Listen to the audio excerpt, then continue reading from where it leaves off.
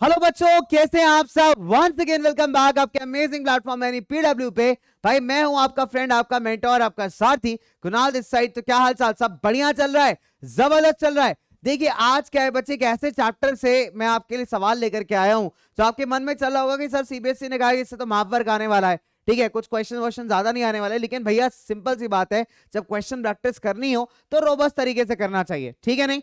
कि भाई आज हम क्या करेंगे बच्चों, सिंपल सी बात है, कुछ वन मार्कर्स करेंगे, मैप बेस्ड क्वेश्चन करेंगे, और मैप बेस्ड के साथ साथ बच्चों हम लोग क्या करेंगे, यहां पे एक और चीज करेंगे, दैट इज द दो छोटे छोटे हमारे लॉन्ग आंसर्स क्वेश्चन, ठीक है।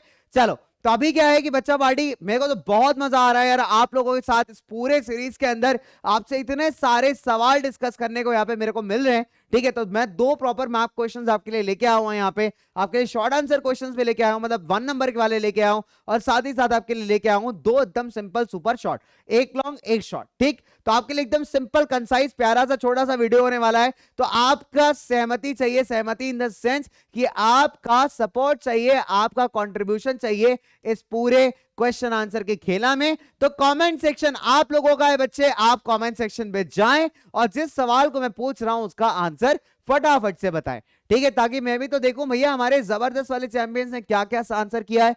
देखिए क्वेश्चन नंबर 1 कहता है, जो फ्रेश वाटर है वो मेनली ऑब्टेन किया जाता है सरफेस रन ऑफ, यानी कि ऐसा पानी जो बह करके नदी नालों में पहुंच जाता है, या फिर जो जमीन के अंदर पाया जाता है ग्राउंड वाटर। और इसको रिचार्ज करने का कंटिन्यूस तरीका क्या है बच्चे, ये रिचार्ज होता है आपका किस चीज से, bio sulphur cycle, rock cycle, hydrological cycle, none of the above. क्या होना चाहिए इसका आंसर, फटाफट से बताओ कमेंट सेक्शन में। आसान सवाल है यार, बहुत आसान है, बहुत ही सही। तो correct answer is hydrological cycle, जिसको सिंपल भाषा में आप वाटर साइकिल के नाम से भी जानते हो, ठीक है। चलिए तो हाइड्रोलॉजिकल साइकिल बिल्कुल सही जवाब था यहां पे। अगले सवाल पे बढ़े आगे। 96.5% जो पानी है आपका बच्चे, टोटल वॉल्यूम जो वर्ल्ड में पानी है वो एस्टिमेट किया जाता है कि एग्जिस्ट करता है in the form of dash, और सिर्फ 2.5% पानी ऐसा है जो एग्जिस्ट करता है in the form of dash. तो 96.5% पानी आपका एग्जिस्ट करता है in the form of oceans, और 2.5% पानी ऐसा है जो एग्जिस्ट करता है in the form of fresh water. Fresh water available है आपके लेक्स के अंदर, सीज के अंदर, और इस फ्रेश वाटर में भी बहुत सारा पानी है जो अभी फ्रोजन फॉर्म में अंटार्कटिका आइस शीट्स के अंदर मौजूद है।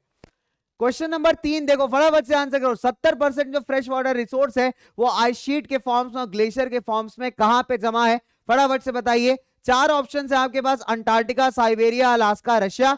तो आप अभी मैंने आपके साथ डिस्कस किया कि बच्चे जो फ्रेश वाटर का भी मेजर पोर्शन है वो कहां पे है, that is situated in Antarctica, ठीक है। तो आंटी आई हमारी अंटार्कटिका से। तो सिंपल सी बात है, ऑप्शन नंबर ए एकदम करेक्ट है।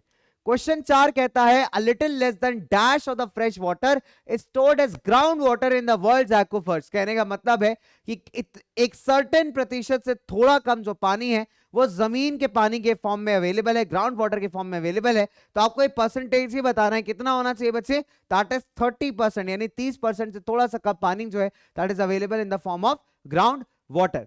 चलिए क्वेश्चन नंबर 5 पे आते हैं। भारत का रैंक जो है in terms of water availability कितना है पर पर्सन पर एनम।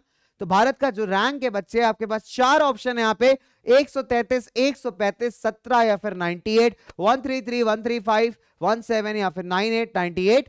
तो करेक्ट आंसर क्या होना चाहिए, क्या लगता है आपको करेक्ट होना चाहिए जवाब यहाँ पे। The correct answer is simple, that is 133, that is India's rank. Question number 5 एकदम करेक्ट था, जबरदस्त था। क्वेश्चन नंबर 6 पे आते हैं भाई। ये सवाल अच्छा है, पहले वाटर रिसोर्सेज को जब ज्यादा कंसिडर किया जा रहा था भाई, तब उस केस में बहुत सिंपल सी बात है यार कि इस क्वेश्चन को बहुत बार पूछा गया है, दैट इज वाटर स्ट्रेस किसको कहते हैं। जब पर पर्सन अवेलेबिलिटी पानी का 1000 से 1600 क्यूबिक मीटर के आसपास रहे, ठीक है, तो वहां पे जो बच्चे क्रिएशन कंडीशन क्रिएट होती है, that is called as your water stress. और इसको बताने वाले एक स्वीडिश एक्सपर्ट थे जिनका नाम था फॉल्कन मार्क, ठीक है। तो फॉल्कन मार्क ने इस बात को डिफाइन किया है, इसको हम क्या कहते हैं, that is called as water stress, ठीक है। चलिए आगे बात की जाए, लेट्स मूव फर्दर, आगे बात करते हैं। नाउ अगर आप देखेंगे बच्चे, अगला सवाल हमारा क्या कहता है, क्वेश्चन नंबर 7, कि भारत में dash contributes approximately 22% of total electricity produce. अगर भारत में पावर रिसोर्सेज की बात करें, अगर आप भारत में पावर की बात करें तो दो माध्यम से आती, दो तरीकों से आती, ठीक है। पहला अगर हम बात करते हैं बेटा, हमारा थर्मल पावर है जो भारत के मेजॉरिटी नीड्स को पूरा करता है। और इसके बाद अगर हम बात करें तो हमारा हाइड्रो पावर है जो भारत के करीब 22% जो बिजली के नीड्स हैं, करीब 22% के जो पावर नीड्स हैं, उनको हमारा हाइड्रो पावर पूरा करता है। तो यहां पे वही पूछा है कि 22% जो बिजली के नीड्स हैं वो कौन पूरा करता है, तो that is fulfilled by the hydro electric power और फिर हाइड्रो पावर। ठीक है, अगले सवाल पे चलें, क्वेश्चन नंबर 8 पे। एंशिएंट जमाने से काफी सारे कॉम्प्लेक्स इरिगेशन सिस्टम्स आपको मिलते आए हैं, जिसमें एक बड़ा अच्छा एग्जांपल है आपके बुक का, नागार्जुन कोंडा में ऐसा कुछ मिला था। नागार्जुन कोंडा कौन से स्टेट में बच्चे मिलता है बच्चों? तो आपको स्टेट बताना है। 4 स्टेट है आपके पास, आंध्रा, उड़ीसा, कर्नाटक, तमिलनाडु। तो नागार्जुन कोंडा लोकेटेड है आपके in the state of Andhra Pradesh. ठीक है, चलिए अगले सवाल पे आते हैं, क्वेश्चन नंबर 9 पे। 14वीं शताब्दी में 14th सेंचुरी के अंदर एक टैंक का कंस्ट्रक्शन करवाया था इल्तुतमिश ने, जिससे श्री फोर्ट का जो इलाका है दिल्ली में, वहां पे पानी सप्लाई किया जा सके। इस टैंक का नाम क्या है भाई? तो इस टैंक का नाम है हौस खास दिल्ली। तो हौस खास बच्चे बहुत सिंपल है। अच्छा, अब यहां पे अगर आप देखेंगे तो 14th सेंचुरी में जब इल्तुतमिश की बात की जा रही, मान लीजिए हमको आंसर नहीं आता, हमें इतना तो पता है कि इल्तुतमिश दिल्ली सल्तनत के बिलोंग करते थे। तो दिल्ली सल्तनत को जब बिलोंग करते हैं, वहीं पे रूल करते हैं, तो उसके आसपास कंस्ट्रक्शन करवाएंगे। तो गुजरात और मध्य प्रदेश से तो उनका कुछ खास लेना देना था नहीं। तो करेक्ट आंसर उस हिसाब से भी हम हौस खास दिल्ली के लिए जा सकते थे। ये वर्स्ट केस है, ये तब की बात कर रहा हूं जब आपको नहीं पता यार, आपको आंसर ही नहीं आता। ये तब का केस है जब आप कुछ कॉन्सेप्ट मैपिंग करके, कुछ कॉन्सेप्ट मैच करके डिडक्ट कर सकते हो यहाँ पे आंसर को। ठीक है, चलिए अब अगर हम बात करते हैं बच्चों, यहाँ पे ऑप्शन बी बिल्कुल करेक्ट है। Dash is the first state, अच्छा क्वेश्चन था, इंपॉर्टेंट क्वेश्चन है बच्चे, कि the first state in India to make rooftop rain water harvesting compulsory. ये काम किया था भाई आपके तमिलनाडु ने। तमिलनाडु एक ऐसा पहला राज्य बना जिसने रूफटॉप रेन वाटर हार्वेस्टिंग को कंपलसरी कर दिया देश के अंदर, अपने स्टेट के अंदर खासकर। ठीक है, अपने प्रदेश के अंदर, अपने स्टेट के अंदर रूफटॉप रेन वाटर हार्वेस्टिंग को कंपलसरी किया। इसका बहुत बड़ा रीजन ये था कि भाई अगर आप तमिलनाडु को देखेंगे तो 2-3 साल पहले एक न्यूज आई थी कि चेन्नई में वाटर स्कैर्सिटी बहुत ज्यादा बढ़ चुकी है। तो तमिलनाडु इज वन स्टेट जहां पे वाटर स्कैर्सिटी की प्रॉब्लम्स आती हैं, खासकर इन द अर्बन एरियाज। तो that has made it to make rain water harvesting compulsory in the state. ठीक है, चलिए अगले सवाल में बढ़ते हैं आगे। Dash in the Mahanadi basin integrates a conservation of water with flood control. तो यहां बात की जा रही है आपकी हीराकुद प्रोजेक्ट की। ठीक है, हीराकुद बना हुआ है आपका महानदी बेसिन के ऊपर, महानदी रिवर के ऊपर, और इसका डुअल ऑब्जेक्टिव है। पहला ऑब्जेक्टिव है इसका वाटर कंजर्वेशन करना, साथ ही साथ दूसरा ऑब्जेक्टिव है फ्लड को कंट्रोल करना, बाढ़ को कंट्रोल करना। ठीक है, चलिए आगे बढ़ते हैं इसी के साथ, लेट्स मूव फर्दर। चलिए तो आगे बढ़ा जाए बच्चों इसी के साथ, लेट्स मूव फर्दर, आगे बढ़ते हैं थोड़ा सा। Now let's talk about this, let's talk about the next part. Question number 12 कहता है कि जो सतलज ब्यास रिवर बेसिन है, सतलज ब्यास में कौन सा प्रोजेक्ट है भाई? सतलज ब्यास में आता है आपका भाखरा नंगल।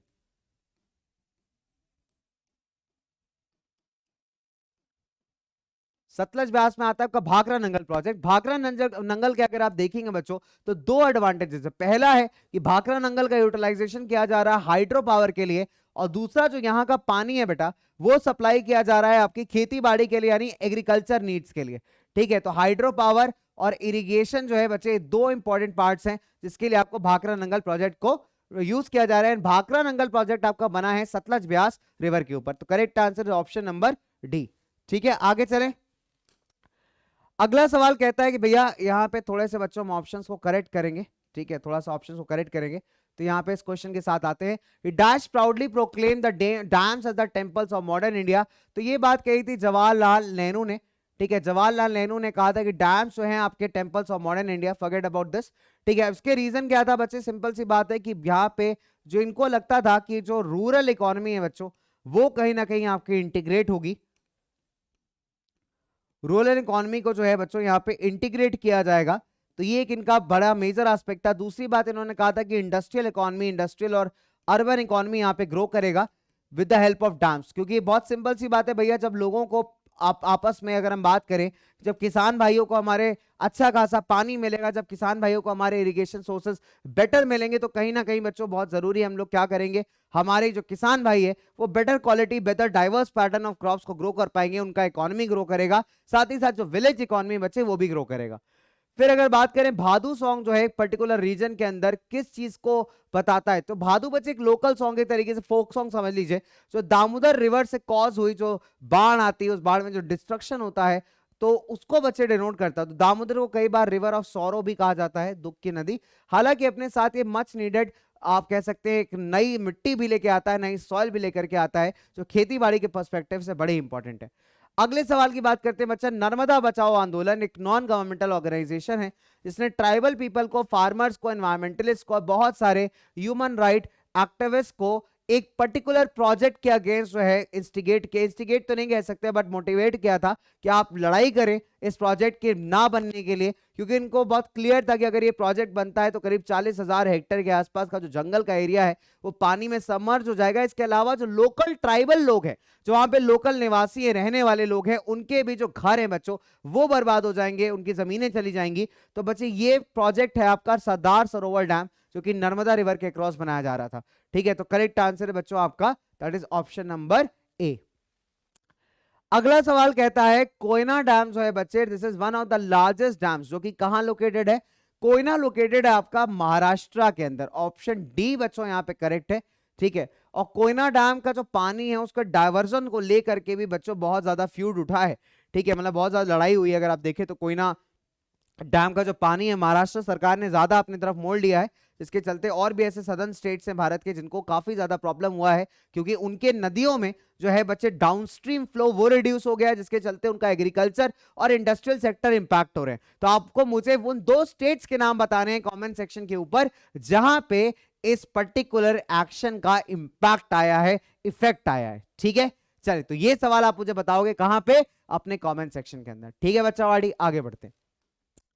रिहांद डैम जो है बच्चों लोकेटेड है आपका रिहांद नदी पे। रिहांद ट्राइब्यूटरी है एक और नदी के, कौन सी नदी के बच्चों? सोन नदी की। देखिए बहुत सिंपल है, ब्रह्मपुत्र, सतलज, गोदावरी। देखिए गोदावरी पड़ती है आपकी कहां पे? गोदावरी पड़ती है हमारे दक्षिण गंगा, इसको हम बोलते हैं। ठीक है, तो पेनिनसुलर भाग में चली गई।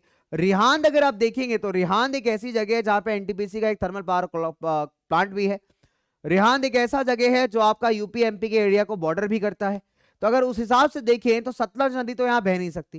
ये सतलज नदी आपको जनरली मिलेगी ऊपर वाले इलाकों में, हिमाचल पंजाब वाले रीजन में सतलज बहती है। ठीक है, मतलब उस एरिया में आपको ज्यादा मिलेगी, यहां तक नहीं पहुंच रही, यूपी एमपी बॉर्डर पे सतलज नहीं पहुंच रही। ठीक है, गोदावरी नदी अगर अगर बात करें, गोदावरी को दक्षिण गंगा कहते हैं। ठीक है, दक्षिण गंगा के हिसाब से पेनिनसुलर वाली प्लेट्यू वाली नदी हो गई, तो ये ऑप्शन गया, ये ऑप्शन गया। बात आती है ब्रह्मपुत्र की बच्चे, ब्रह्मपुत्र पूरी तरीके से भारत से फ्लो ही नहीं करती।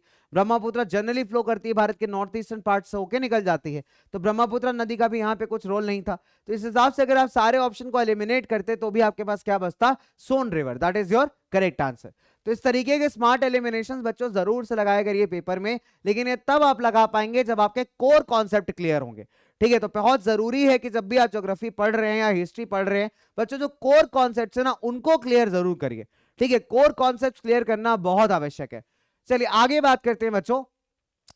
कृष्णा गोदावरी डिस्प्यूट जो है that is due to the objections raised by Karnataka and Andhra Pradesh government. ठीक है, तो यही मैं आपको बता रहा था बच्चे, जो कृष्णा गोदावरी डिस्प्यूट था वो क्यों हुआ है? वो इस वजह से हुआ क्योंकि जो हमारी कर्नाटका और आंध्र प्रदेश की सरकारें हैं उन्होंने इस बात पे सवाल उठाया, ऑब्जेक्शन उठाया कि जो महाराष्ट्र की सरकार है ये कोयना डैम का पानी ज्यादातर अपनी तरफ खींच रही है, जिससे उनके स्टेट्स के जो बच्चे रिवर फ्लो है, जो डाउनस्ट्रीम फ्लो इंपैक्ट हो रहा है। राइट, तो this is being the diversion of water at Koyna, more water at Koyna by Maharashtra सरकार। तो महाराष्ट्र सरकार के ऊपर बच्चों एक तरीके से इन्होंने ऑब्जेक्शन उठाया है कि भाई ज्यादा पानी अब अपनी तरफ खींच रहे हैं।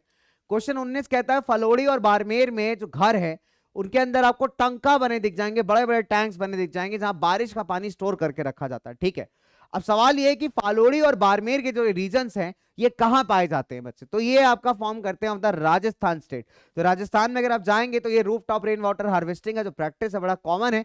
खासकर अगर आप देखिए गर्मियों के टाइम पे कई बार लोगों ने टंकों के, ये जो टंका बने ना अंडरग्राउंड टैंक्स बना रखे हैं, इनके बगल में रूम बना लिए हैं। अब रूम बनने से क्या हो गया? रूम ठंडे रहते हैं, बढ़िया रहते हैं, मस्त रहते हैं। 200 साल पुराना एक सिस्टम बड़ा प्रेवलेंट है, इसको हम ड्रिप इरिगेशन सिस्टम कहते हैं। इसमें क्या है कि बैम्बू के पेड़ की जो लकड़ी होती है ना उसको यूटिलाइज करके क्या करते हैं कि एक नियर बाई जो पानी का सोर्स है, जहाँ पूरे टाइम पानी अवेलेबल है, वहां से पानी को उस बंबू की लकड़ी देखो तो पाइप जैसी होती है ना, उसके थ्रू पानी को ट्रांसपोर्ट किया जाता है। कुछ नहीं कर रहे हैं, सिंपल ग्रेविटी का लॉ लगाया जा रहा है। अलग अलग एंगल्स पे बंबू की लकड़ी को सेट कर दिया है, बैम्बू की ट्री को जो लकड़ी होती है, वुड होती है, उसको सेट कर दिया है, पानी उसमें से फ्लो कर रहा है, और लास्ट में जब फाइनली पेड़ की जड़ों में पानी डालना होता है, इसके फ्लो को रिड्यूस कर देते हैं। तो drop by drop, drip by drip पानी गिरता रहता है, इससे पानी वेस्ट नहीं होता, साथ ही साथ जितना पानी रिक्वायर्ड है प्लांट को वो मिल जाता है। ठीक है, तो करेक्ट आंसर क्या होना चाहिए बच्चे? कहां पे प्रैक्टिस किया जाता है? ये प्रैक्टिस किया जाता है इन द स्टेट ऑफ मेघालय। ठीक है बच्चा वाड़ी, आगे चले, आगे बात करते हैं। तो बच्चों आगे अगर मैं बात करूं आपसे, तो हमारे पास एक बड़ा मजेदार सवाल है कि वाटर स्केर्सिटी क्या है, उसके मेन कॉजेस क्या है। ठीक है, देखिए वाटर स्केर्सिटी कभी भी बात की जाए तो वाटर स्केर्सिटी का मतलब है पानी की किल्लत, पानी की कमी, पानी का शॉर्टेज होना। अब उसके मल्टीपल कॉजेस हो सकते हैं, एक एक करके हम सारे कॉजेस पढ़ेंगे। ठीक है, तो बहुत आसान भाषा में समझेंगे बच्चों उसको।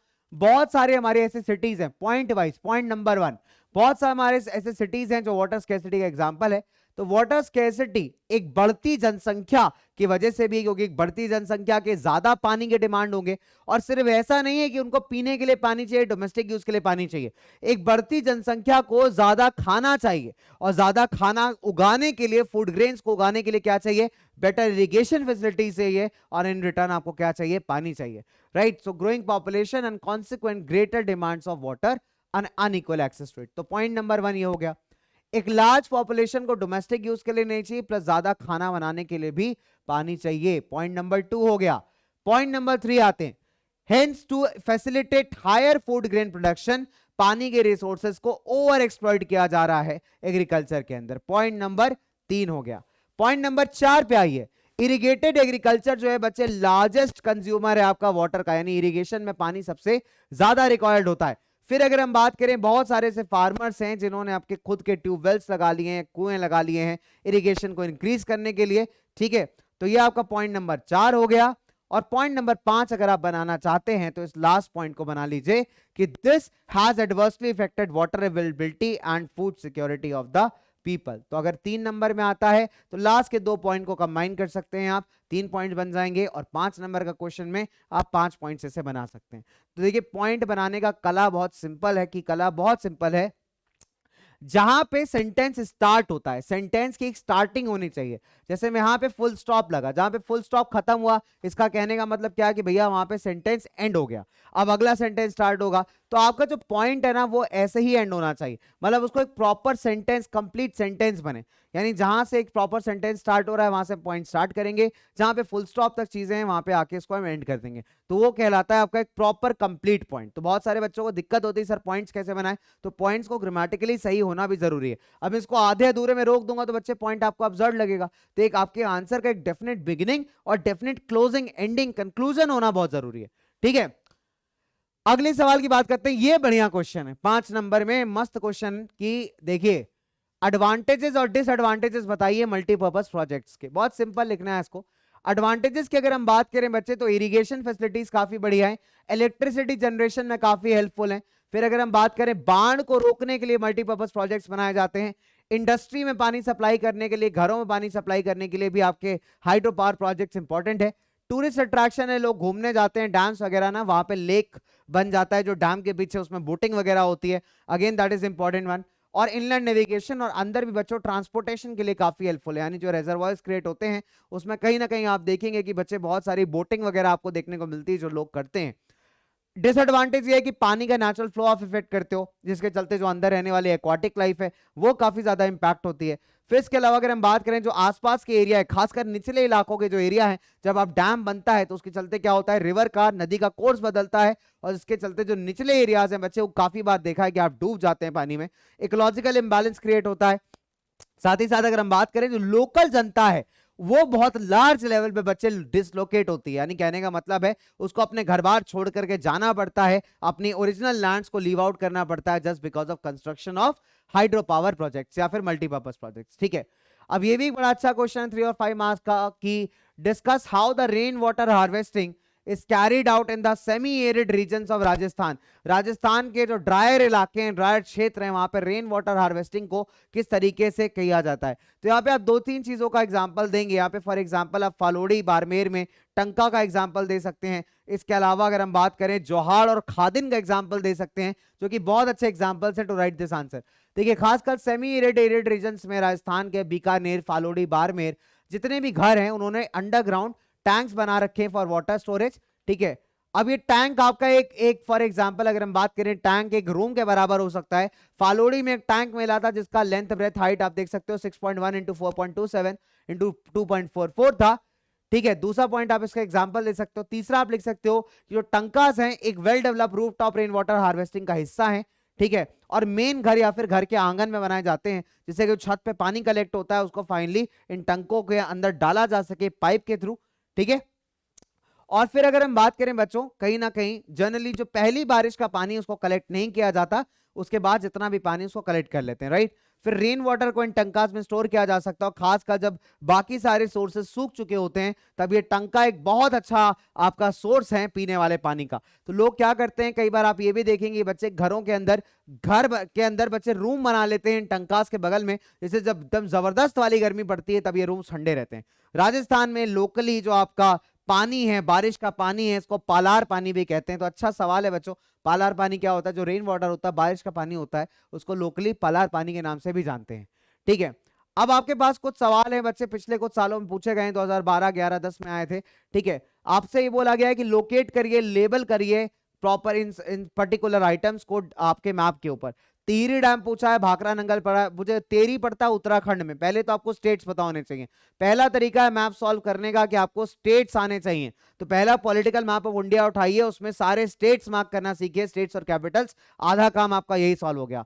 टेहरी पड़ता है उत्तराखंड में, भाखड़ा नंगल पड़ेगा आपके पंजाब हिमाचल वाले बॉर्डरिंग एरिया में, राणा प्रताप सागर एंड सलाल डैम, राइट। ये चारों के चारों डैम्स बच्चे आपको मार्क करने।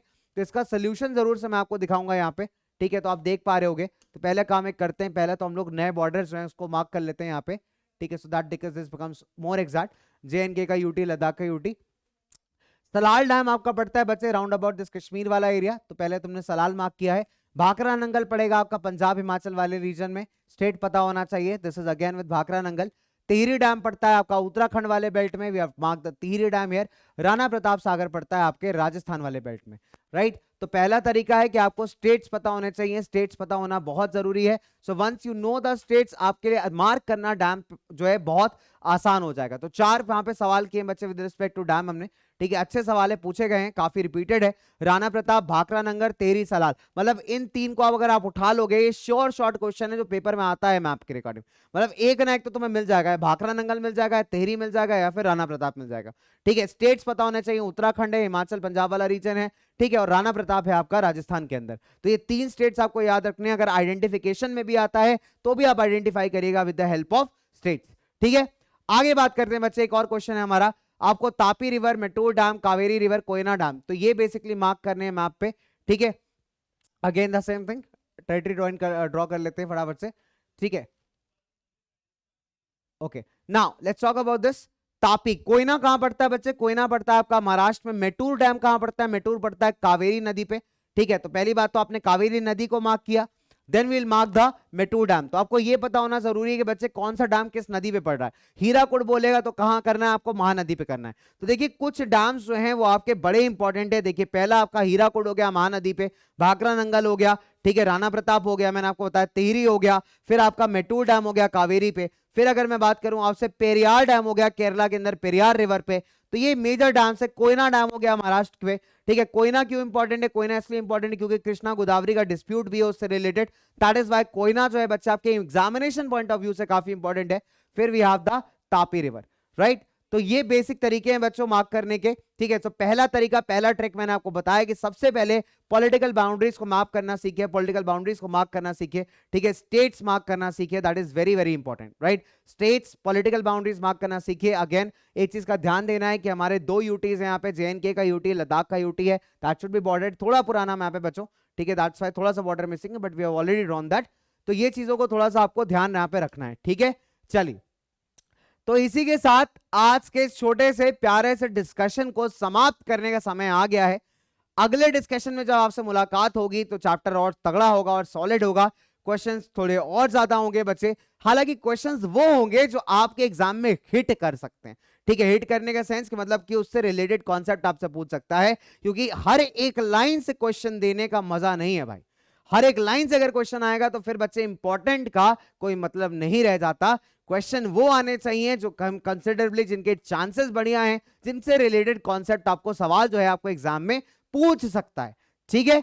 चलिए, तो इसी के साथ बच्चा पार्टी आज के क्लास को, आज के वीडियो को यहीं पे एंड करता हूं बच्चों। और पूरी उम्मीद है यार कि आप एकदम तैयार हो, क्योंकि अब तो सीबीएसई का डेट शीट भी रिलीज हो गया है। 2 महीने बचे हैं संग्राम के, उसके बाद आप महासंग्राम में कूद जाओगे, महासमर में कूद जाओगे। लेकिन याद रखिए इस चीज का कि हर एक बेहतर चीज की शुरुआत होती है एक बेहतर तैयारी के साथ, एक बेहतर प्रिपरेशन के साथ, है ना। और वो बेहतर प्रिपरेशन कैसे करेंगे? मिलके करेंगे यार, on your loving platform that is PW. मुलाकात होगी आपसे नेक्स्ट वीडियो में, तब तक के लिए हंसते रहिए, मुस्कुराते रहिए, चुस्त रहिए, दुरुस्त रहिए और करते रहिए ताबड़तोड़ पढ़ाई विद पीडब्ल्यू। बाय बाय बच्चों।